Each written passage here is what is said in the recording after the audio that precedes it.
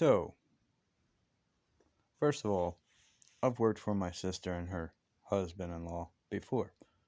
Um, yeah, he put me on because I can paint, stuff like that. I always did flooring, always. Okay, let's just establish that before. Well, you said, yeah, I know what I said, and it's the truth. Um, when things got slow and somebody needed help, I would go work that and do it on the side. So that's clear. As in, it would be carpet. Um, started surfacing and painting containers. Okay, I would save this dude so much money on material. So much. The paint brushes that he bought, they were cheap. He always asked me why, I cleaned them out and took care of them. And I said it's because even though they're cheap, they'll last longer and you won't have to keep buying them. He's like, well, I don't worry about that. They're only a few dollars. Well, when I make one of them last a whole year, when you're normally buying thousands, let's say they're $3. Let's say you're buying 2,000 of them a year and I cut it down to one. I just saved you $6,000 or better. Hello? His sprayer didn't work. He had one of these Wagner painters. And I'm like, yeah, that thing is great, but the industrial one will work a lot better. Well, I don't know what's wrong with it. They didn't clean it out, and there was a piston that's in the bottom. So I took it apart, cleaned it, put it all back together, got it working. Then I told him we needed spray nozzles if he wanted me to use it. He tells me to use this bigger spray nozzle, which doesn't give it the coat that he wants. Okay, I'll use that, but you're not going to like the outcome. It's not going to look as good as the other one. Okay, well, just do it. All right, so I'm taking a 45-foot trailer, 9 foot tall by 8 foot wide. I'm surfacing it because he wants me to paint over the rust. No, we're taking it off. So it would take me 6 to 8 hour day to fully get a container ship ready for paint the next day. So within 2 8 hour days, I'm taking by myself in 115 to 20 degree heat. Yeah, I stayed outside all the time. I didn't even take a lunch break. Nope. Anyway. Well, that ain't bad. We do that bullshit. I'm Irish. It is bad for me. But anyway, I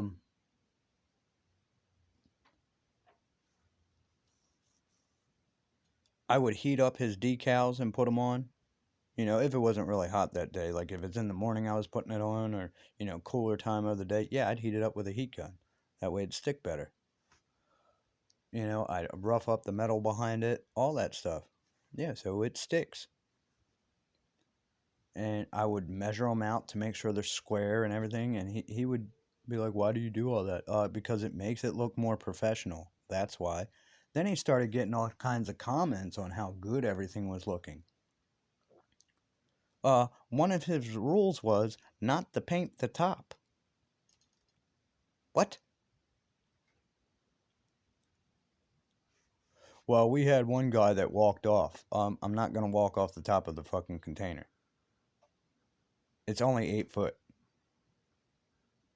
I can stretch 4 to 5 foot myself without even touching it. Yeah, you go down one side, you go down the other, voila, it's done. And you paint the sides and the front and the back as you're going. You open the doors, you paint them as you're going. I mean, it's...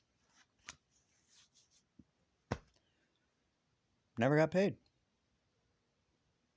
So, didn't work for him for a few years. My nephew Brian starts working for him. They keep it all low-key, like I'm going to be upset about it. Why the hell am I going to be upset about it? It's not what I like doing. And go ahead. Fucks everything up. Everything. I can weld, puts in windows all... Yeah, imagine this being a window. This way, or like that. Talked Kevin into that, which that was my idea when I was there. Yeah, making custom ones. Because all he did was get them, resurface them, and send them out. And I said, buddy, if you got into custom stuff, man, you could really be making some money, but you need a good crew. Anyway.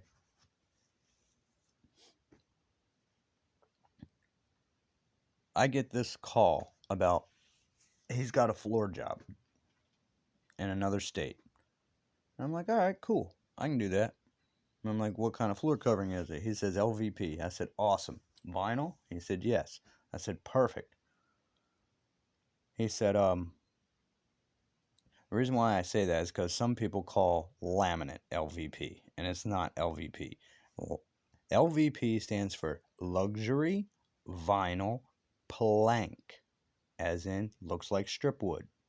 Right, looks like a hardwood floor or laminate when you get done. If you have a good installer, it should look like hardwood floor. Anyway, he's swearing up and down. He needs me, doesn't trust anybody else to do it but me. And I'm like, all right, yeah, I gotcha. He goes to take me down there, and I cannot believe I even agreed to this job because he lied to me as soon as I got there. No walls up. The doors aren't even put in right. Windows are falling out.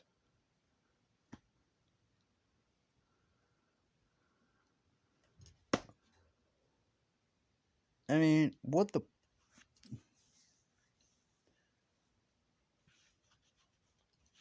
Told him we needed 2x6s, for the framework around the windows. Oh, can't we get away with 2x4s? No. We need 2x6 or 2x8. Did you not hear me? Well, that's too expensive. We're going to go with 2x4. See what I mean? You can't just change material like that. Right there. Your job's not structure. That you can...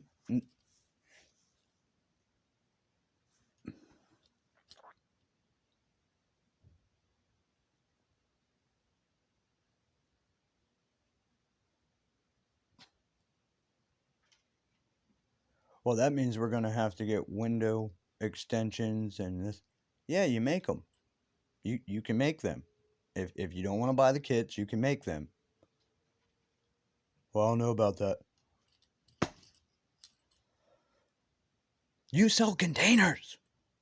I'm telling you what you need. Then the homeowner comes in. Every time we get headway, they want to change stuff. Every time we get more headway, they want to change stuff. I'm over here like, dude, what are you doing? You want a certain timeline. Every time I get it done, you're like, well, I would like this better. Okay. But that takes time off, adds more time to the timeline. It ain't like you can just think of it and it's done. You got to take everything apart. You got to cut the hole bigger. You got to put everything back. You got to reconstruct the framework around it. Then put in a new fucking window. What does she say? Well, I want an 8-foot by 6-foot window in there instead of that one. Well, no problem. But it's going to take a few more hours. Yeah, I'm cutting out walls of metal, putting up, lolly columns and things like that to hold the center.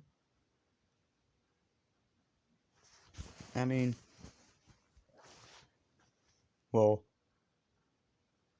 yeah, if they would have done the structure with the framing and all that, the way I told them, they would have never needed those lolly columns. But no, they wanted a gap in between the ceiling and all that. Instead of putting the structure up against it, that way it holds it up and gives it structure to the floor like a lolly column. But no. Could have made headers. I mean, what the fuck? But no. Then he wants them bolted together. The guy who put on whatever type of roof covering, which was stupid, It should have been a slanted roof or an A-frame. Yeah, built over top of it. No, they just wanted it covered with tar.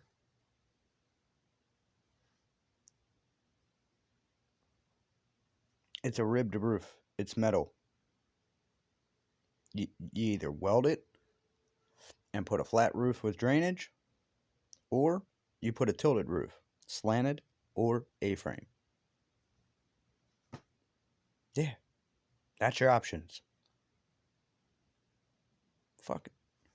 Do you know how quick it would have been to put a flat roof on there tilted? Tilted just a little bit. Yeah, there's a reason why I would have gotten 2x8s for the joists.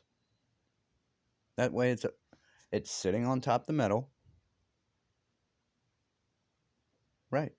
Or you can run 6x6 or 4x4s down and make it like, a roof pavilion over top, but make it so low and close that it looks like it's coming right off the top of the container. You'd never know.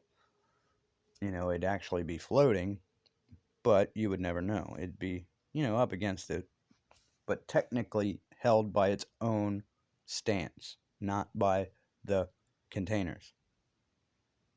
Anyway, they offered me $600 a week salary, which was stupid. I accepted it, only because it gave them a money buffer. I'm not stupid. Within 3 weeks, he was so ecstatic that I had flipped the customer's attitude around, his attitude, and the contractor George's attitude around, and had everything flowing good. His sister and her little boyfriend started messing with my job. Yeah, because she was mad because she was in Baltimore, he was in another state, and we stayed overnight. Because I'm not driving 4 or 5 hours every night to get back home. Not doing it. And then do it again next morning, especially when we're working late. It gets more work done. We'd go to a hotel, we'd stay there a few hours, and then we'd come back. And cheap hotels, nothing expensive. And then he started getting low on money, so we ended up staying on the job site. I cleaned up the fire pit from what the other guys had destroyed. I fixed it, cleaned it all out, made it actually a fire pit again instead of a junk pile. I mean, yeah. Never got paid. Yeah, I got paid for the first 3, maybe 4 weeks. After that, nothing. Was supposed to be getting $700 a week after that. No. He reimbursed me for the weeks that he didn't pay me before, and then tried to say that that was my payment for the whole time. Nobody. No. I was down there for 2 months because of your bullshit. It would have taken not even 2 weeks. But you and your bullshit is what cost you more money. And I told you that. To your face. And you wouldn't listen. Oh, it'll be alright, it'll be alright. Yeah, it's all alright until money starts fucking piling up that you don't have. Then it's, well, it's this person's, isn't it? No, it's yours. You're the manager. You were told. You didn't listen. His guys at the yard, they were cutting a custom roll door for another container. I'm up there trying to get paid. He tells me to go out in the yard and help the guys, and he'll get it ready. Now, they have like a 10-foot door all rolled out, and they're wanting to cut it down, a couple inches so it fits better. Because they were trying to customize it into one of the other type of rolled doors that they didn't have there. They measured it, and they bellied it. You know what I mean? Measured the top and the bottom, but the middle one was off because they didn't do it right. Yeah, they pressed down on it as they're You fucking idiot. Anyway, I fixed it before they cut it. I redid the measurement and made it square and then cut it perfectly. Pissed them all off. Yeah.